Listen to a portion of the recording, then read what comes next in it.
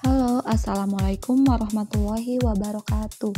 Perkenalkan, nama saya Gina Lutfiah dari Program Studi Hubungan Internasional dengan NIM 21123044 akan memaparkan materi tentang harmonisasi hukum humaniter dan hukum nasional Indonesia dari buku yang berjudul Hukum Internasional dan Kepentingan Nasional Indonesia karya Dr. Muhrisnain SH.MH, yang dimana hukum internasional dapat diimplementasikan ke dalam hukum nasional Indonesia setelah dilakukan harmonisasi. Karena pada prinsipnya pemerintah Indonesia mengakui eksistensi hukum internasional, tetapi tidak langsung menerima hukum tersebut. Maka dari itu, ayo kita bahas tentang hukum humaniter dan hukum nasional bisa diharmonisasi.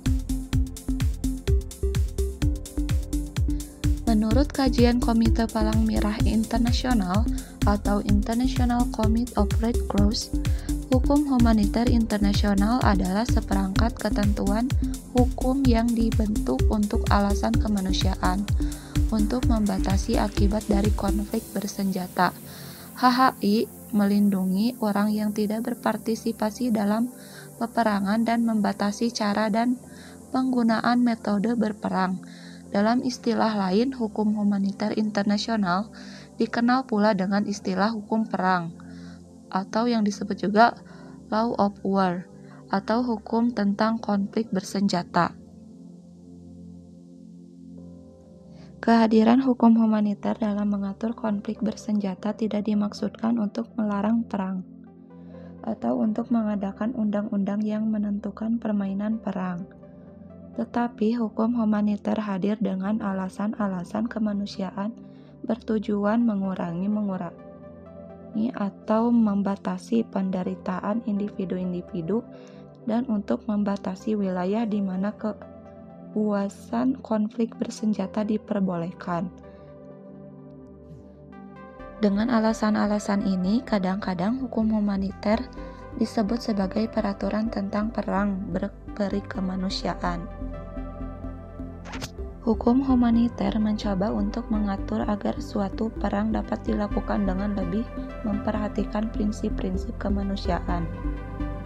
Mohamed Bejawi mengatakan bahwa tujuan hukum humaniter adalah untuk memanusiawikan perang. Pendapat tersebut berpengaruh terhadap perkembangan hukum perang yang kemudian berubah menjadi hukum sengketa bersenjata pada evolusi terakhir berubah menjadi hukum humaniter.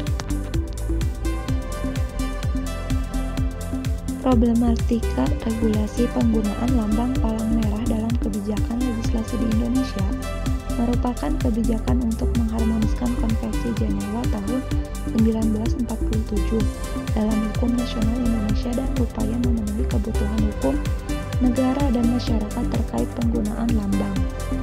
Isu yang sangat diperdebatkan ketika pembahasan RUU Kepalang Merahan adalah kriminalisasi penggunaan lambang.